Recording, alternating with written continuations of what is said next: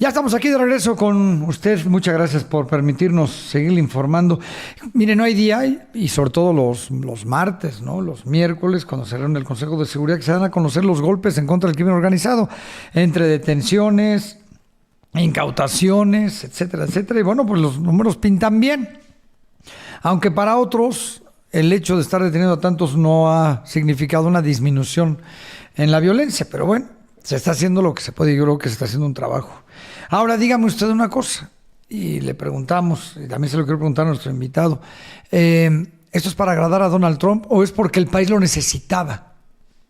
Si no estuviera Trump, si hubiera ganado los demócratas la presidencia de Estados Unidos, ¿estaría actuando de la misma manera el gobierno mexicano? Los hubieras no existen, ¿no? Pero ¿hasta dónde estaba nuestro nivel de aceptación de la violencia, por así llamarlo? En la línea telefónica, David Saucedo, él es experto en seguridad pública nacional. ¿Cómo está, David? Qué gusto saludarlo. Ahí lo tengo ya. ¿Cómo está? Muy buenas tardes. Pues le hago la pregunta que me permitía ahorita adelantar. ¿Se le está dando gusto a Donald Trump en sus exigencias y por eso esta batalla frontal contra el crimen organizado? ¿O el país ya lo necesitaba y se está trabajando por voluntad nacional sin tomar en cuenta lo que diga Donald Trump? ¿Qué tal, José Luis? ¿Ahí me escuchas bien? Lo escucho perfectamente bien, ahora sí, muchas gracias. Entonces, ¿cree usted que esto es una exigencia de Donald Trump o el país ya necesitaba que se estuviera pues haciendo lo posible por confrontar al crimen organizado? No, definitivamente es una presión de los norteamericanos, en parte porque en efecto hubo una actitud permisiva de los sucesivos gobiernos de México frente a los grupos de macrocriminalidad en México, que rápidamente se apoderaron de vastas regiones del país. En segundo lugar, porque hubo una afectación de intereses norteamericanos, incluso algunas empresas norteamericanas empezaron a pedirles el cobro de derecho de piso en algunas regiones del país. Finalmente, Donald Trump tiene una reducción importante de su imagen, de su popularidad y de la popularidad del Partido Republicano en los Estados Unidos. Él está urgido de dar resultados pronto para el electorado. Hay elecciones intermedias a la vuelta de la esquina en los Estados Unidos y esto le obliga a exhibir trofeos, exhibir resultados.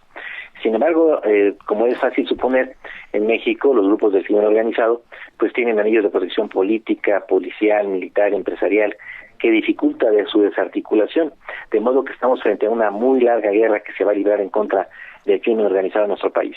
Hay analistas que aseguran, querido David Saucedo, que vivimos en un narcoestado, que esta política de abrazos y no balazos permitió que de por sí no es del último sexenio, ya tenía mucho tiempo en que se van infiltrando los miembros del crimen en las decisiones de los municipios, de las gubernaturas, en dar dinero, etcétera, etcétera. ¿Estamos a ese nivel? O sea, ¿sí está tan delicado el tema o realmente estamos a muy buen tiempo de que esto no suceda? Definitivamente hubo una infiltración del poder criminal en las estructuras del poder político, pero esto ocurre más o menos desde el sexenio de José López Portillo. Se viene implementando de manera sucesiva y distintos gobiernos han aceptado esquemas de gobernanza y de sinergia criminal. Ahora sabemos que, por ejemplo, la guerra contra el narco no era una guerra que decretó el presidente Felipe Calderón, no era una guerra contra todos los narcos, sino contra los enemigos del cártel de Sinaloa.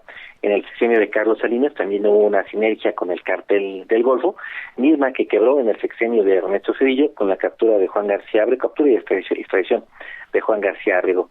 Parece que en los últimos sexenios dos cárteles, el de Sinaloa y el cártel Jalisco, han logrado avanzar posiciones y han logrado tener en su mano a autoridades electas, financiando proyectos políticos, financiando candidatos, amedrentando candidatos también y asesinándoles cuando no eran afines a sus proyectos criminales. Es decir, lo que tenemos en efecto sí es una penetración del crimen organizado similar al que existió en Colombia en la década de los 90. ¿No? ¿Y Colombia cómo lo resolvió? Tocando ese tema, ¿cómo lo hizo Colombia y cuánto tiempo tardó, no, doctor, para resolverlo? ¿Podremos seguir el mismo ejemplo o no vamos por el camino indicado? Algo se podría hacer en efecto. Colombia duplicó su presupuesto en materia de seguridad y procuración de justicia, alcanzó casi 12 puntos del PIB.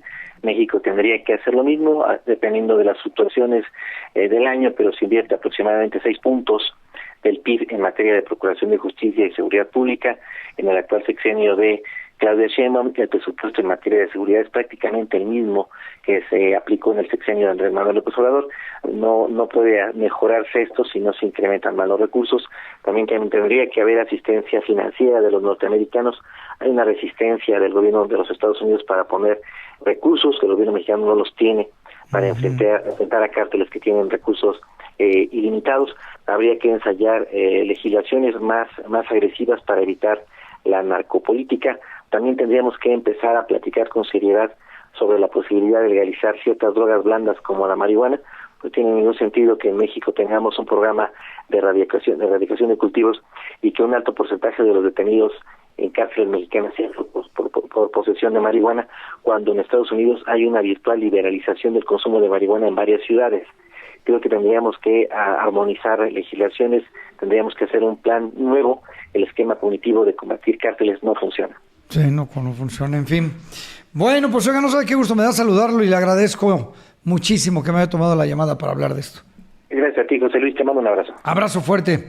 Es David Saucedo, experto en seguridad pública nacional. Ahí tiene usted el punto de vista de cómo están las cosas.